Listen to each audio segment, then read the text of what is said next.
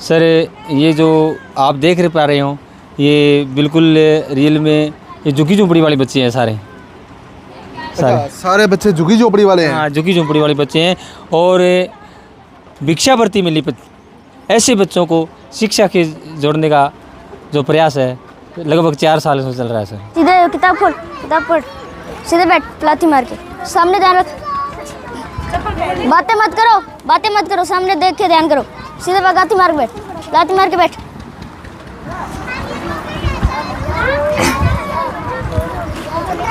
सीधे बैठ जा, बात ना कर जानू, सीधे बैठ,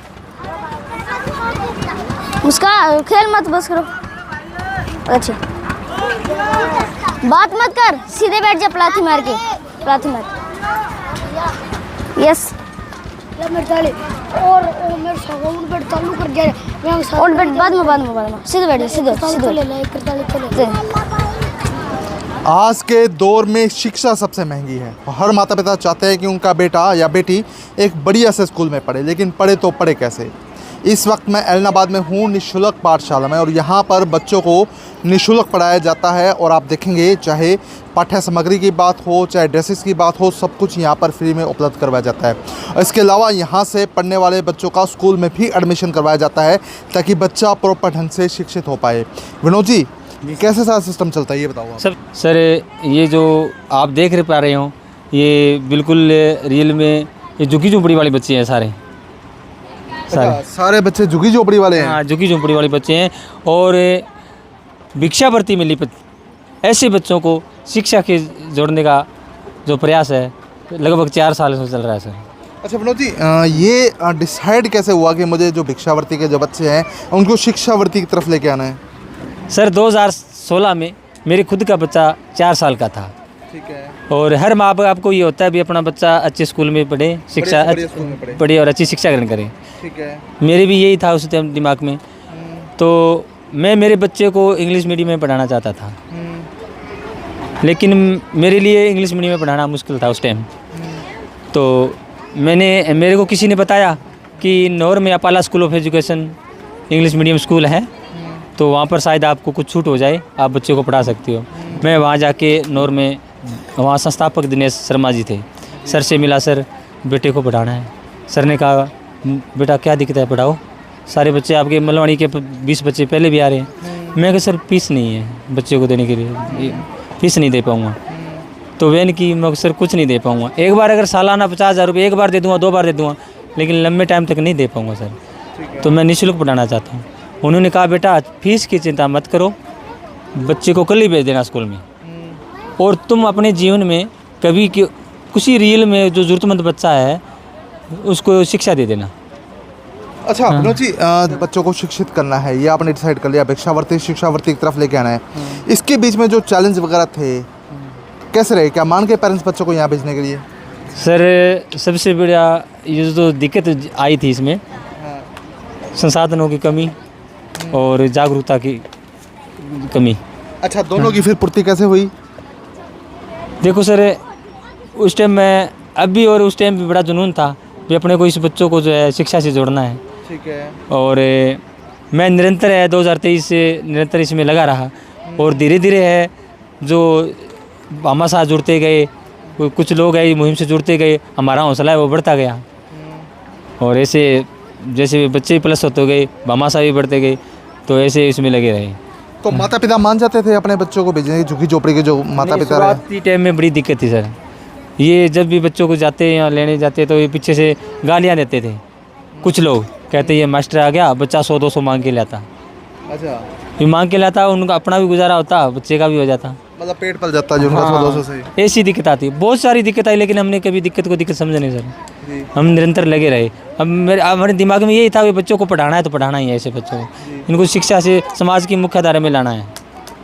सर मैंने मेरे मलवानी ईंट भट्टे से शुरू किया था। मेरे गांव का भट्टा है, हरियाणा राजस्थान के बॉर्डर पे जो है, मलेका गांव से इधर 3 किलोमीटर है, तो मैंने मात्र 20 बच्चों से वहाँ से शुरू किया था, और आज उसी ईंट भट्टे पे भी 20 से 50 बच्चे हो गए हैं। उधर मलेका हरियाणा राजस्थान दोनों जगह चलती है, दोनों जगह पाठशाला में 200 प्लस बच्चे आज निःशुल्क शिक्षा ग्रहण कर रहे हैं सर।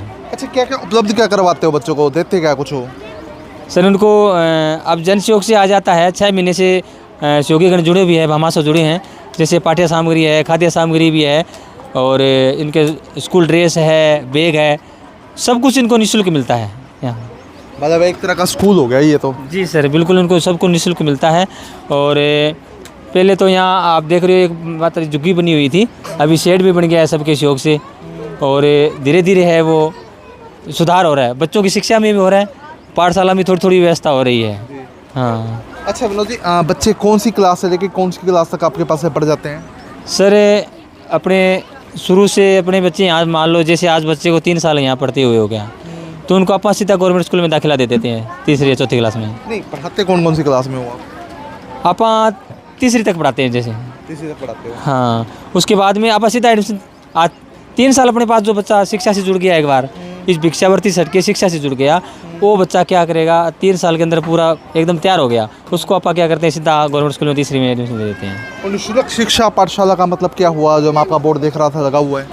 बिल्कुल सर, जो ये रियल में ज़रूरतमंद बच्चे हैं उनको शिक्षा के माध्यम से समाज की मुख्य धारा में जोड़ना। तो कभी सरकार या प्रशासन से भी सहयोग मिला आपको? सरकार और प्रशासन से भी कुछ सहयोग नहीं मिला, बाकी जन सहयोग से चल रहा है सर। हाँ। तो अब तमाम लोग आपकी इस वीडियो को देखेंगे तो जायज़ सी बात है वो सहयोग जरूर करना चाहेंगे इस पुण्य कार्य में। कैसे सहयोग कर सकते हैं?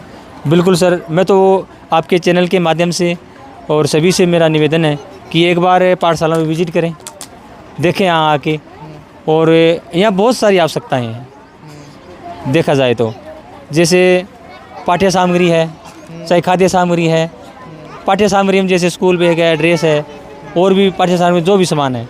इसके अलावा जैसे अभी ये शेड बना हुआ है, इसके अंदर 100 बच्चे आ नहीं सकते। अगर 100 बच्चों को बिठाना चाहिए, बाकी बच्चों को उधर एक दूसरी जगह बैठे हुए बच्चे झुग्गी में, तो ये बड़ी मुश्किल है। जैसे ये इसके अपने पाठशाला के चारों चार दीवारी बना रखी है, तो जाली लगाई हुई है, इसको अगर दीवार के या ईंटों से या कैसे भी इसको कवर किया जाए, ताकि बच्चों का ध्यान है बाहर आकर्षित ना हो, बाहर के लोग बच्चों को डिस्टर्ब ना करें। ऐसे बहुत सारे काम है सर। तो कोई फाइनेंशियल सहयोग आपको करना चाहे तो? बिल्कुल सर, आए पाठशाला में पहले देखें यहाँ, ठीक है, और जो भी कोई गूगल पे फ़ोन पे नंबर होगा आपका? बिल्कुल सर, संस्था है जो मलवानी एकता फाउंडेशन के नाम से ऑल इंडिया रजिस्ट्रेशन है जिसका, ठीक है, और सेंटर से अप्रूव्ड है, और उसकी संस्था का अकाउंट नंबर भी है, स्कैनर भी है, और गूगल पे, फ़ोन पे जैसे है 9116912001, यानी 9116912001, ये गूगल पे, फ़ोन पे नंबर है। मतलब इस पर कोई भी सहयोग कर सकता है? कोई भी शो कर सकता है सर, बिल्कुल। और अगर कोई आना चाहे या विज़िट करना चाहे तो एड्रेस आप बता दीजिए। बिल्कुल सर, अगर सिरसा साइड से कोई साथी आ रहे हैं तो बस स्टैंड से पंचमुखी चौक और 9 रोड आना है। 9 रोड से रेलवे अंडरब्रिज पार करने के तुरंत बाद राइट साइड में शेरा वाली डाणी, ये पुल के थोड़ी दूरी पर ही है, बहुत सारी झुग्गियाँ बनी हुई है, झुग्गियों के बीच में अपनी निःशुल्क शिक्षा पाठशाला बनी हुई है। ये उधर नज़दीक में जैसे बता दिया मैंने, नंदी गौशाला भी है, अजीज़ प्रताप सिंह कोसा स्टेडियम है, इधर रेलवे लाइन है एलनाबाद में सर। कि स्कूल के मॉनिटर है सर मेरा। अच्छा, तो फिर आज का मॉनिटर कौन है? अपने आज का मॉनिटर राम है। राम है? हाँ जी सर। कौन है राम? बताओ जी। ये तो। हाँ जी राम जी, आज के मॉनिटर आप हो फिर? Yes sir. तो करके दिखाओ क्या करते हैं मॉनिटर, क्या काम करता है? मॉनिटर सबको सिखाता है, सबको चुप कराता है और अच्छे से बिठाता है। करके दिखाओ, इधर पीछे। सीधे किताब खोल, किताब पढ़, सीधे बैठ, लाठी मार के सामने ध्यान रख, बातें मत करो, सामने देख के ध्यान करो, सीधे लाठी मार के बैठ, लाठी मार के बैठ।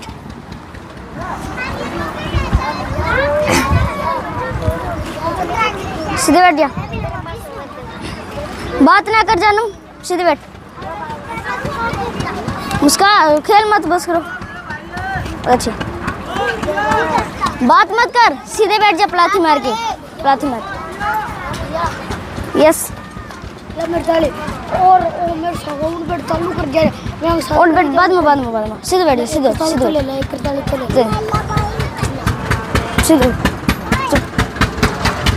बोला मत कोई, सीधे बैठ जा, सामने मुंह करके, किताब पढ़ ली, ये किताब पढ़, ये इसके अंदर जो काम देते हैं ना, ये याद कर ली, याद, अनार, हाँ पढ़ लो, कुछ भी पढ़ लो, बस बेले मत बैठो, पढ़ो, पढ़। 5 1 5 5 2 10 5 3 15 5 1 20 5 5 25 5 6 30 5 7 35 5 8 40 5 9 45 5 9 50। क्या बात है। अब 2 का टेबल कौन सुनाएगा? आओ सुनाओ। 2 एकम 2 2 दूनी 4 2 3 6 2 चौके 8 2 5 10 2 6 12 2 7 14 2 8 16 2 9 18 2 10 20। क्या बात है। और ABCD कौन सुनाएगा? आओ आप आओ सुनाओ। A for apple, B for ball, जोर से बोलो। A for apple, B for ball, C for cat, D for dog, E for elephant, F for fish, G for grass, H for hen, I for ice cream, J for jack, K for cat, L for lion, N for monkey, F for nest, O for orange, P for peacock, Q for queen, R for rose, S for sheep, T for tiger, U for umbrella, B for band, W for box, X for X-ray, Y for Z for zebra। तो book कौन पढ़ के सुनाएगा? आप आओ ले आओ book पढ़ के सुनाओ। चूहा बाजार में घूम रहा था। लट्टू की दुकान देखकर वह हैरान रह गया। उस दुकान में बिल्ली लड्डू बेच रही थी। चूहा वहाँ से भागने ही वाला था कि बिल्ली बोली, प्यारे चूहे डरो मत, मैं तुम्हें नहीं खाऊंगी। बिल्ली ने चूहे को लड्डू दिया। चूहा भी चालाक था, वह लड्डू लेकर भाग निकला। क्या बात है।